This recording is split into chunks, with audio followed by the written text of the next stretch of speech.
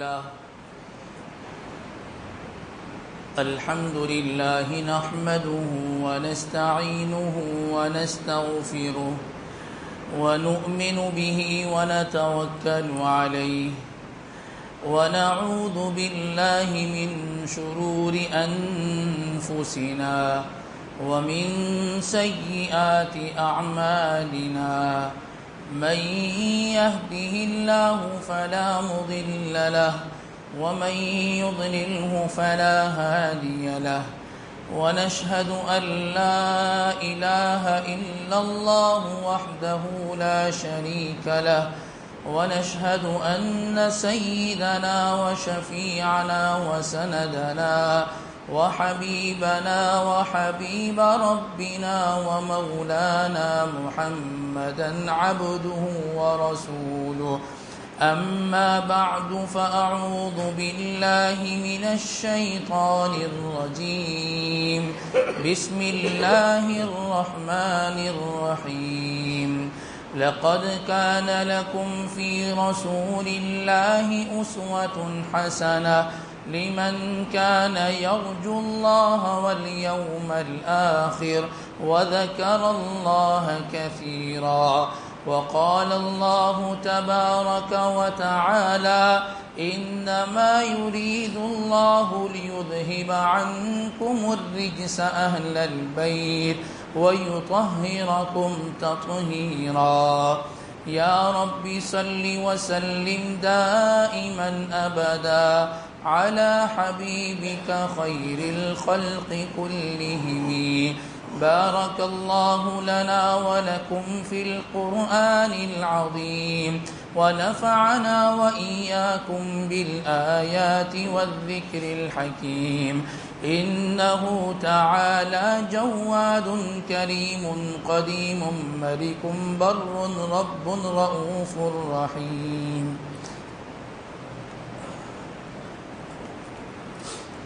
انتہائی واجب الاحترام معزز سامعین گرامی، عزیز برادران اسلام، السلام علیکم ورحمۃ اللہ وبرکاتہ۔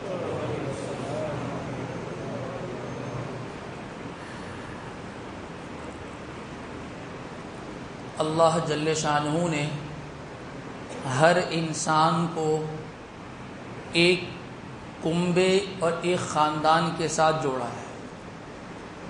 ہر انسان کا کوئی نہ کوئی گھرانہ، کوئی نہ کوئی خاندان، کوئی نہ کوئی فیملی یہ ضرور ہوتی ہے، برادری کہہ لیں، کمیونٹی کہہ لیں۔ اللہ پاک نے ہر ایک انسان کو خاندانی نظام کے ساتھ جوڑ کر رکھا ہے۔ اللہ تبارک و تعالی نے حضرت آدم علیہ السلام کو جب دنیا میں بھیجا تو اکیلے نہیں بھیجا تھا، ساتھ میں اماں حوا کو ساتھ بھیجا۔ اس کا کیا مطلب ہے؟ اس کا مطلب یہ ہے کہ اللہ تبارک و تعالیٰ بھی ایک خاندانی نظام کو اور ایک خاندان کو، ایک فیملی کو اللہ پاک پسند فرماتے ہیں۔ آج کی اس مختصر سی نشست میں جناب نبی کریم سرکار دو عالم صلی اللہ علیہ وسلم کی گھریلو جو زندگی ہے وہ کیسی ہوتی تھی، اس حوالے سے چند گزارشات رکھیں گے۔ صحابہ اکرام رضوان اللہ تعالی علیہم اجمعین نے ایک جماعت نے اس بات کا ارادہ کیا کہ دیکھیں آپ صلی اللہ علیہ وسلم کی گھر سے باہر کی جو زندگی ہے وہ تو سب کو معلوم ہے، اور صحابہ اس چیز کو بڑا دیکھتے تھے، اس کو بڑا نوٹ کرتے تھے، اس کو اپنے عمل میں لے کر آتے تھے، دوسروں تک پہنچاتے تھے۔ لیکن گھر کی چار دیواری کے اندر آپ کی زندگی کیسی ہے؟ گھر کی چار دیواری کے اندر شب و روز آپ کے کیسے ہیں؟ صحابہ کرام رضوان اللہ تعالی علیہم اجمعین نے اس کی جستجو کرنے کی آپ نے کوشش فرمائی۔ تو ایک صحابہ اکرام کی جماعت تیار ہوئی جس میں حضرت عثمان ابن مظعون رضی اللہ تعالیٰ عنہ، حضرت عبداللہ ابن عمر رضی اللہ عنہما، اسی طریقے سے حضرت عروہ ابن زبیر رضی اللہ تعالیٰ عنہ، یہ حضرت عائشہ رضی اللہ تعالیٰ عنہ کے یہ بھانجے تھے۔ یہ صحابہ جمع ہوئے، انہوں نے اس بات کا ارادہ کیا کہ ہم جو ہے وہ صحابہ کرام سارے مل کر ازواج مطہرات کی خدمت میں حاضر ہوتے ہیں، اور ان سے پوچھتے ہیں کہ اللہ کے نبی سرکار دو عالم صلی اللہ علیہ وسلم کی گھر کی زندگی کیسی تھی۔ یہ صحابہ کا امت پر بڑا احسان ہے کہ ایک ایک چیز امت کے سامنے رکھ دی۔ یہ صحابہ ازواج مطہرات کے پاس جاتے رہے اور ان سے ملاقات کرتے رہے۔ جب سب سے ملاقات کر کے آئے نا تو ساری ازواج مطہرات کا ایک ہی جواب تھا۔ ان کا سوال یہ تھا کہ آپ صلی اللہ علیہ وسلم گھر میں کیسے ہیں، اور ان کا جواب یہی تھا کہ حضور گھر میں ایسے ہوتے تھے یا ایسے آپ نے زندگی گزاری جیسے تم گھر میں ہوتے ہو۔ کیا مطلب؟ آپ کی جو گھریلو زندگی تھی وہ واقعی گھر کی زندگی ہوتی تھی، یعنی آپ ازواج مطہرات نے اس بات کا تذکرہ فرمایا کہ آپ گھر کے اندر اپنے کپڑوں پر پیوند خود لگا لیا کرتے تھے، آپ اپنے جوتی مبارک خود جوڑ لیا کرتے تھے، بکری کا دودھ خود نکال لیا کرتے تھے، دھو دیا کرتے تھے، اور ایک روایت میں یہ بھی آیا کپڑے بھی کبھی کبھار خود دھو لیا کرتے تھے۔ یعنی یہ آپ کی گھر کی زندگی تھی۔ ہم سب جو یہاں آئے ہیں نا گھر سے آئے اور گھر ہی جائیں گے، ایسا ہی ہے نا۔ ہمارے شب و روز گھر میں گزرتے ہیں، ہم اپنے گھر میں یہ کام کرتے ہیں، یہ کرواتے ہیں۔ کیا اللہ کے نبی سرکار دو عالم صلی اللہ علیہ وسلم اگر ازواج مطہرہ سے یہ کہہ دیا کرتے کہ میں میرے کپڑوں پہ پیوند لگا تو کیا وہ منع کرتی؟ کبھی نہیں منع کرتی۔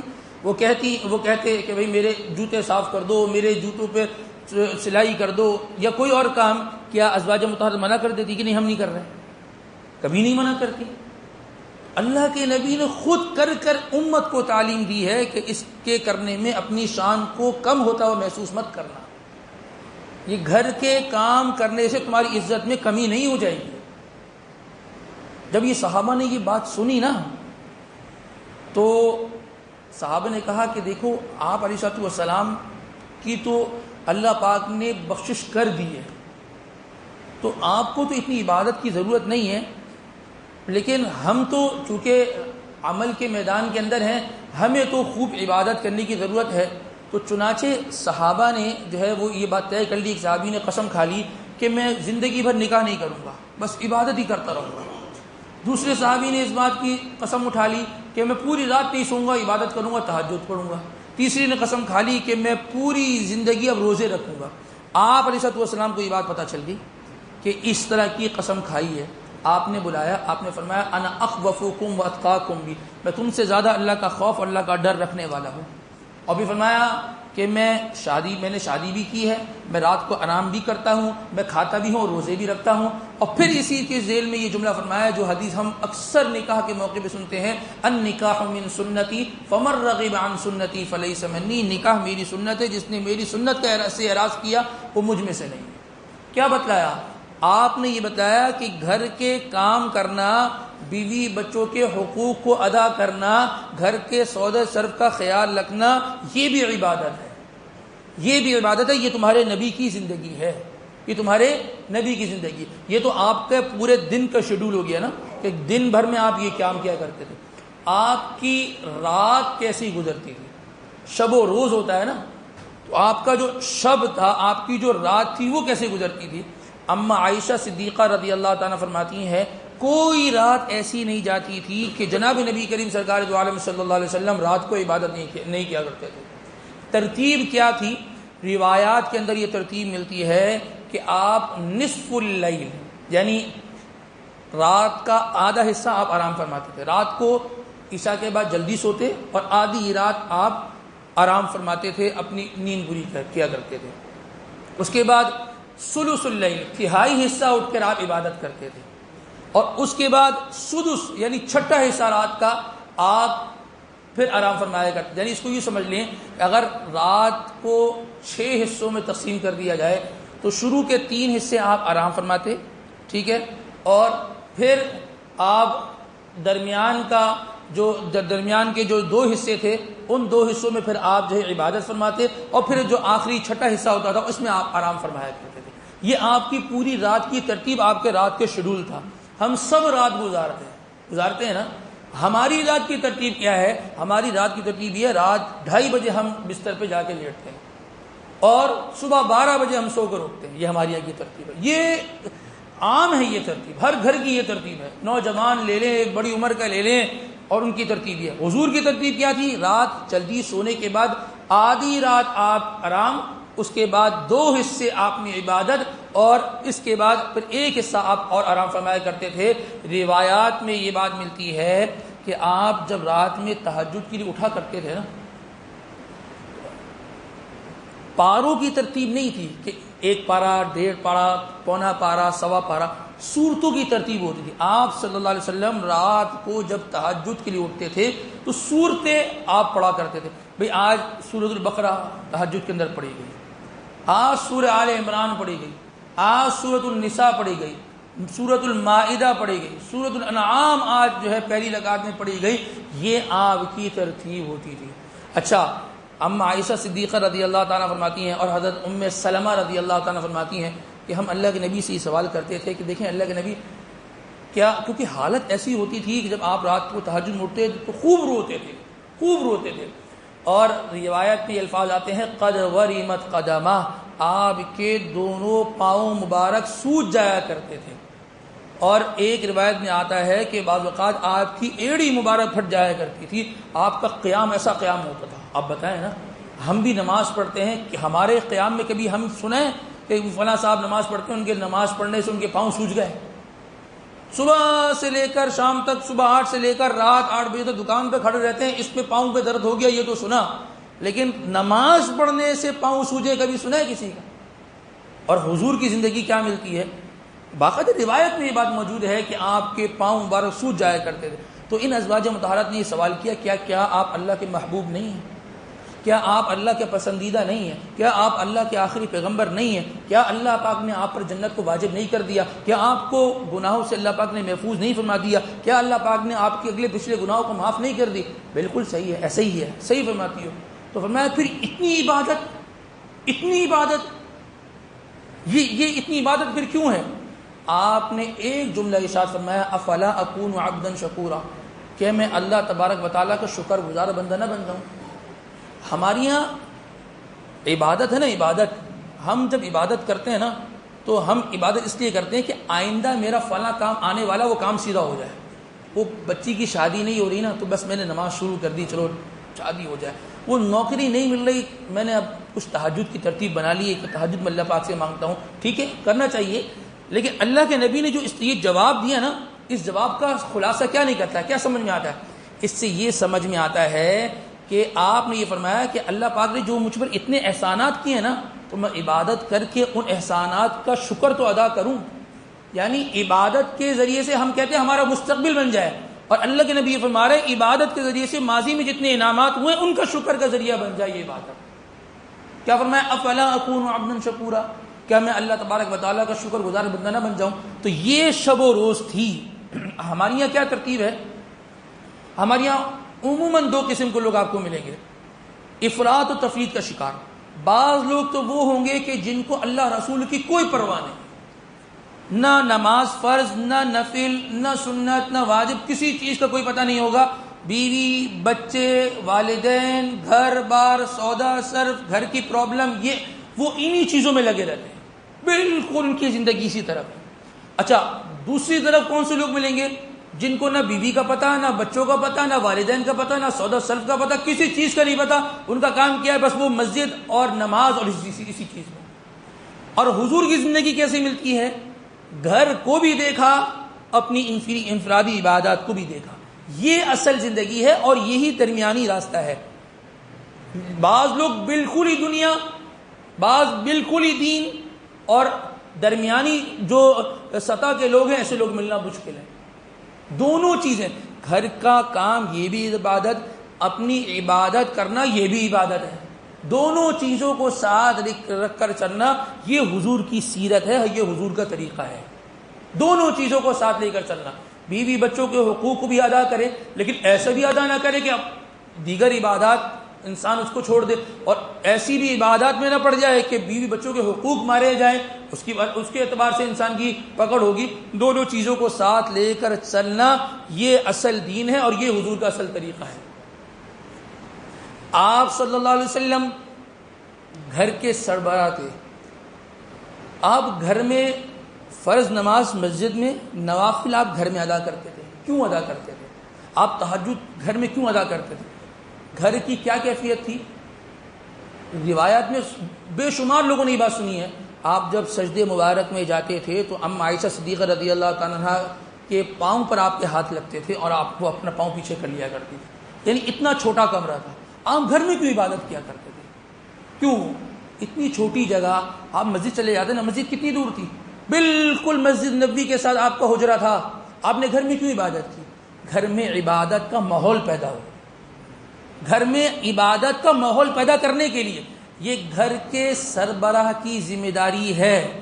گھر میں جو سربراہ ہے، والد ہیں، دادا ہیں، جو بھی سربراہ کہہ لیں، اس کی یہ ذمہ داری ہے. گھر میں دین کا ماحول پیدا ہونا چاہیے. حدیث مبارکہ کے اندر کیا آتا ہے؟ فرمایا کلکم راع وکلکم مسئول عن رعیتہ. تم میں سے ہر شخص اپنے گھر گار والوں کا نگہبان ہے اور اس سے ہم اپنے ماتحت والے لوگوں کے اعتبار سے پوچھا جائے گا کہ ان کی زندگی کے اندر دین کیوں نہیں آیا. یہ جو راعی کہتے ہیں نا، راعی کسے کہتے ہیں؟ چرواہے کو کہتے ہیں. کسے کہتے ہیں؟ چرواہا. تم میں سے ہر ایک اپنے گھر والوں کا چرواہا ہے. کیا مطلب؟ یہ جو چرواہا ہوتا ہے نا، اس کی کیا ذمہ داری ہوتی ہے؟ اس کی ایک تو ذمہ داری ہوتی ہے کہ جو اپنے ریوڑ میں جانور ہے نا، ان کے کھانے پینے کا انتظام کرنا. ایک تو یہ ذمہ داری ہوتی ہے نا. دوسری ذمہ داری یہ ہوتی ہے صبح لے کے جاتا ہے ان کو چرانے کے لیے. دوسری ذمہ داری یہ ہوتی ہے کہ بھئی دھوپ، گرمی، سردی سے ان کو بچانا، ان کے لیے بہترین رہنے کا انتظام کرنا جہاں پہ وہ آرام سے سکون سے رہ سکیں. یہ چرواہے کی ذمہ داری ہوتی ہے. تیسری ایک ذمہ داری کیا ہوتی ہے کہ کوئی دوسرا جانور وہ ان پر حملہ نہ کرے اور اس کی وجہ سے ان کو نقصان نہ ہو. یہ اس کی چرواہے کی ذمہ داری ہوتی ہے. ہم میں سے ہر شخص جو اپنے گھر کا نگران ہے، نگہبان ہے، وہ چرواہا ہے. اس کی یہ ذمہ داری ہے اپنے بیوی بچوں کے کھانے پینے کا انتظام کرنا. یہ شریعت نے لاگو کیا، لازم کیا اس پر. ایک چیز. نمبر 2، ان کے لیے رہائش کا انتظام مناسب درجے میں کرنا جہاں پہ دھوپ، گرمی، بارش وغیرہ اس طریقے کی چیزوں سے حفاظت ہو جائے. اور تیسری چیز جو ہے جس میں ہم سب کوتاہی کر رہے ہوتے ہیں وہ یہ ہوتے ہیں کہ دشمن سے ان کی حفاظت کرنا. ہمارا دشمن، آپ کا دشمن، ہمارے گھر والوں کا دشمن وہ شیطان ہے. اس سے حفاظت کے لیے ہم نے کیا کیا ہے؟ ہم سب نگران ہیں، ہم سب نگہبان ہیں. ہم سب سے اپنے گھر والوں کے بارے میں پوچھا جائے گا. یہ تو پوچھ لیا جائے گا جی بھائی ان کو کھلایا پلایا، جی کھلایا پلایا، مکان A1 مکان بنا کے دیا. وہ جو شیطان حملہ کرتا تھا اس سے بچاؤ کا کوئی بھی ذریعہ ان کو سکھایا، کوئی ترتیب بتلائی جی، اس میں ہم پیچھے رہے، اس میں ہم قاصر رہے. یہ ہماری ذمہ داری ہے. یہ ہماری ذمہ داری ہے اپنے گھر والوں کے اوپر دین کے اعتبار سے ان کے معاملات کو دیکھنا کہ ہمارے گھر میں دین کتنا داخل ہوا ہے. اور یاد رکھیے گھر میں دین جو ہے نا وہ تانے بازیوں سے، وہ زور زبردستی، غصہ گرمی، گالم گلوج، اسی طریقے سے مار دھار کے ذریعے سے گھر میں دین کبھی نہیں آتا. آپ صلی اللہ علیہ وسلم نے دین کی محنت کی، انبیاء نے دین کی محنت کی. کہیں ایک کوئی نبی کا واقعہ بتا دیں کہ اس نبی نے جو ہے نا کسی کا کان کھینچاؤ کہ تم جو ہے نا وہ ہماری مانتے کیوں نہیں ہو؟ اللہ وحدہ لا شریک کو، اللہ کو اکیلا کیوں نہیں مانتے ہو؟ کبھی کسی نبی نے کہیں کیا ہو کہ کسی کا کان کھینچ دیا ہو، کسی کو جو ہے نا مارا ہو؟ کہیں نہیں ملتا. نرمی کی بات، نرمی سے بات، نرمی سے بات، نرمی سے بات. حضرت انس رضی اللہ تعالیٰ فرماتے ہیں 10 سال میں نے آپ صلی اللہ علیہ وسلم کی خدمت کی اور جب حضور کا وصال ہوا اس وقت میری عمر 20 سال کی. فرماتے ہیں کہ جب پردے کا حکم لاگو نہیں ہوا تھا تو اس وقت میں اللہ کے نبی کے گھر میں جایا کرتا تھا، اور جب پردے کا حکم نازل ہو گیا اس کے بعد بھی جاتا تھا لیکن پردے کا خیال کرتے. فرماتے ہیں کہ میں نے کبھی نہیں دیکھا حضور نے اپنے گھر کے اندر کسی عورت، بچے یا کسی خادم پر ہاتھ اٹھایا ہے. بڑی بات ہے بھائی. کتنی بیوی ہیں ہماری؟ 1. کتنے بچے ہیں؟ 4. کتنے کام کرنے والے آتے ہیں؟ کسی کو 1 2. حضور کا خاندان، حضور کا کنبہ ایک بڑا گھرانہ تھا. ہم سے زیادہ بیویاں تھیں لیکن حضور کا مزاج دیکھیں، حضور کا مزاج دیکھیں. حضرت انس فرماتے ہیں میں گھر کا فرد تھا، میں گھر کا فرد تھا. میں نے خود دیکھا کہ کبھی اللہ کے نبی نے کسی بچے پر، کسی خاتون پر، ازواج مطہرات میں سے کسی پر یا کسی بچے پر، کسی گھر کے فرد پر کبھی ہاتھ اٹھایا ہو۔ یہ ہے حضور کی گھر کی زندگی۔ اور یہ بھی فرمایا کہ گھر، دیکھیں گھر میں چیزیں ہوتی ہیں، نقصان ہو جاتا ہے نا، یہ چیز ٹوٹ گئی، یہ چیز ضائع ہو گئی، ہو جاتا ہے نا۔ فرماتے ہیں کہ گھر کی کوئی بھی چیز ٹوٹتی یا ہوتا، میں نے کبھی حضور کو ناگواری کا معاملہ دیکھتے ہوئے یا حضور کو یہ دیکھا کہ حضور نے اس پر کوئی سختی کی ہو، سخت جملہ کہا ہو، ایسا کبھی نہیں سنا۔ یہ سمجھدار آدمی ہوتا ہے، اس کو اس بات کا پتہ ہوتا ہے گھر میں چیز ہے، بچے ہیں یا خواتینیں، ٹوٹ جاتی ہیں چیزیں، اس پر اتنا واویلا اور اتنا ہنگامہ کر دینا، یہ اللہ کے نبی کا طریقہ اس طریقے کا نہیں ہے۔ اور ساتھ ہی ساتھ یہ بھی فرمایا، ہاں سنیے، جب دین کا کوئی حکم ٹوٹتا تھا نا، اللہ کے نبی کے چہرے انور پہ ناگواری کا اظہار ہو جاتا۔ ازواج مطہرات سمجھ جایا کرتی تھی کہ ہم سے دین کے معاملے میں یہ کوتاہی ہوئی ہے، اس وجہ سے اللہ کے نبی ہم سے ناراض ہوئے ہیں۔ مار دھاڑ نہیں، چیخم پکار نہیں، گالم گلوچ نہیں، تانے بازیاں نہیں، یہ طریقہ تھا۔ دنیا کا نقصان ہوا، اللہ کے نبی نے ناگواری کا اظہار نہیں فرمایا، دین کا جہاں نقصان ہوا ناگواری کا اظہار فرما دیا۔ ہماری یہ معاملہ بالکل الٹا ہے۔ نماز بچہ پڑھ ہی نہیں رہا، خاتون خانہ نماز پڑھ ہی نہیں رہی، ہمیں بھی فکر اور پڑھوا ہی نہیں پڑھے، کیوں؟ ہم خود نہیں پڑھتے ہیں۔ بچہ مہینہ ہو گیا فجر کی نماز میں نہیں جا رہا تو کوئی مسئلے کی بات نہیں، کیونکہ میں بھی نہیں جا رہا، یہ ترتیب ہے نا۔ اور جہاں گھر کے گلاسوں کا ایک سیٹ، اس کا ایک گلاس ٹوٹ جائے، ایک ہنگامہ کھڑا ہو جائے گا کہ یہ سیٹ خراب کر دیا، یہ موبائل فون کی اسکرین توڑ دی، ایسے کیسے توڑ دی، یہ ٹوٹی کیسے، اس پر ایک نئی ایک کمیٹی بیٹھ جاتی ہے کہ ایسے کیسے ہو گیا۔ دنیا کا نقصان، اس کی فکر، اس پر واویلا، اس پہ شور اور ہنگامہ اور اس پہ سختی اور اس پر پابندیاں، اور دین کا نقصان ہو جائے، دین کے اندر کوتاہی ہو جائے، دین کے اندر کمی ہو جائے تو نو پرابلم، انسان سمجھ جائے گا ابھی اپنے وقت دیندار بن جائے گا، ابھی سے بزرگ بننے کی کوئی ضرورت نہیں ہے۔ یہ حضور کا طریقے سے بالکل خلاف ہے۔ حضور کے شب و روز بھی رکھ دیے، گھر میں حاکم بن کے نہیں رہتے تھے، اپنے کام خود فرمایا کرتے تھے، رات بھی رکھ دی کیسی تھی، حضور بحیثیت سربراہ گھر میں کیسے تھے، حضور کا مزاج، حضور کی طبیعت وہ گھر والوں کے اعتبار سے کیسی تھی، یہ ساری چیزیں آج کی اس مختصر سی نشست میں ہم نے آپ کے سامنے رکھی۔ ہم سب زندگیاں گزارتے ہیں، سب خاندان گھر کے فیملی کے ساتھ جڑے ہوئے، ہماری زندگیاں کیسی گزر رہی تھیں اور اب کیسی گزرنی چاہیے، یہ بات ہمیں سمجھ آ جانی چاہیے کہ حضور کے طریقے پر اگر ہم زندگی اس طور پر گزاریں گے تو انشاءاللہ ہم کامیاب رہیں گے، ہمارے گھر میں سکون رہے گا۔ آج گھروں سے سکون اڑ گیا ہے، آج گھروں میں جو راحت تھی، جو چین تھا، ایک محبت تھی نا، وہ نظام ختم ہو گیا۔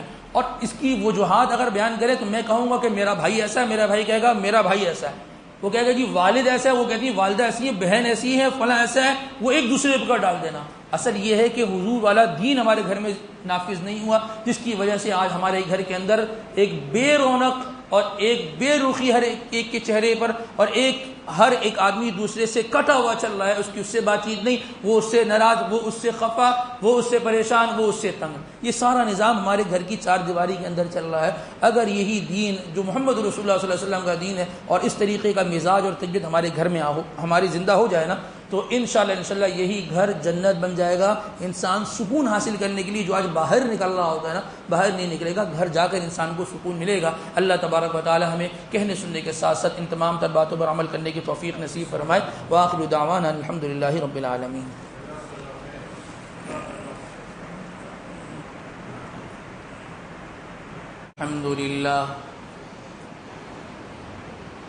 الحمد لله نحمده ونستعينه ونستغفره